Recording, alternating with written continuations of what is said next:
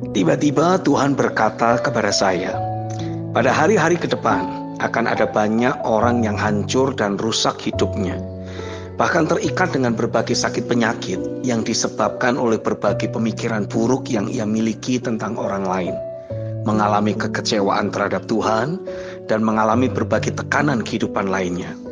Bahkan tidak sedikit orang percaya yang juga akan mengalami hal yang sama. Jadi bukan tanpa alasan untuk Roh Kudus pada hari-hari ini terus menegaskan kepada kita untuk senantiasa memiliki pikiran seperti yang tertulis dalam Filipi 4 ayat yang ke-8 dalam terjemahan firman Allah yang hidup, yang berbunyi seperti ini. Saudara sekalian yang saya kasihi, pada akhir surat ini saya ingin mengatakan satu hal lagi. Arahkanlah pikiran saudara kepada hal-hal yang benar, yang baik dan yang adil.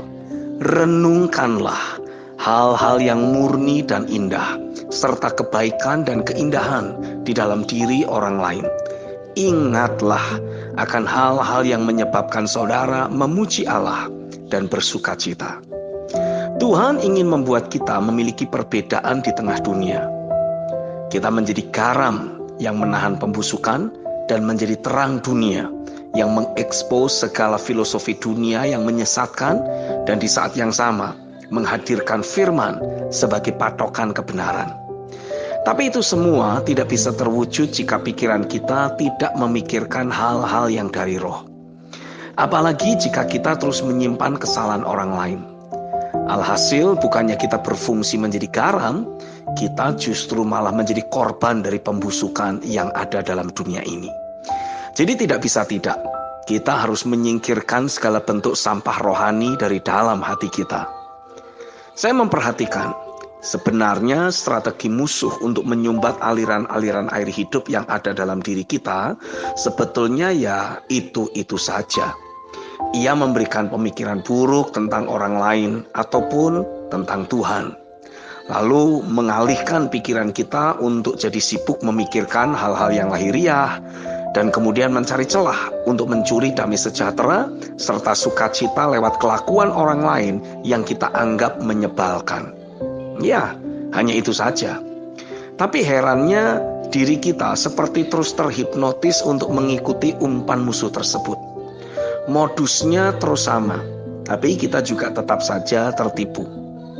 Oleh karena itu, kita butuh disadarkan oleh firman Tuhan. Ingat bahwa kita adalah kemah Allah atau bait Roh Kudus, bukan tempat sampah. Kesadaran akan jati diri kita di dalam Tuhanlah yang akan menolong kita untuk keluar dari perangkap musuh dan senantiasa memancarkan aliran-aliran air hidup, yaitu kebenaran, damai sejahtera dan sukacita ilahi. Lalu Roh Kudus juga menegaskan, apapun strategi musuh yang ingin mencuri damai sejahtera serta sukacita, baik itu lewat orang ataupun peristiwa, tetaplah sadari bahwa kita adalah anak Allah. Dan Allah adalah kasih. Jadi jangan sampai karena semua hal negatif yang ada, lalu kita jadi merubah nature kita. Teruslah berbuat baik. Teruslah alirkan damai sejahtera dan kasih-Nya. Karena itulah nature atau sifat sejati kita. Kitab Roma pasal yang ke-12 ayat yang ke-19 sampai 21 menegaskan, saudara-saudaraku yang kekasih, janganlah kamu sendiri menuntut pembalasan, tetapi berilah tempat kepada murka Allah, sebab ada tertulis, pembalasan itu adalah hakku. Akulah yang akan menuntut pembalasan, firman Tuhan.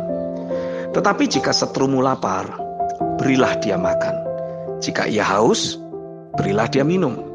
Dengan berbuat demikian, kamu menumpukkan bara api di atas kepalanya.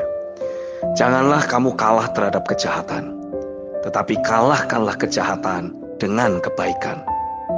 Itulah nature atau sifat sejati kita sebagai anak Allah. Mau orang lain berbuat jahat dan terus mengalirkan kepahitan kepada kita, tetap saja kita tidak boleh mengubah sifat yang sudah kita terima dari Tuhan. Aliran air hidup harus senantiasa terpancar. Itu sebenarnya tidak sulit, sebab itu memang sifat kita. Ibarat ikan tidak perlu diajarkan untuk berenang. Ia tidak perlu bergumul untuk itu. Sebab itu adalah nature atau sifatnya. Dia justru akan bergumul kalau disuruh terbang. Begitu juga dengan kita. Mengasihi atau mengalirkan kehidupan seharusnya bukanlah hal yang sulit bagi kita. Justru tindakan membenci yang sulit untuk kita lakukan. Sebab itu bukanlah sifat kita sebagai anak-anak Allah. Sebagai anak Allah, kita terus mengalirkan kehidupan ilahi. Amin.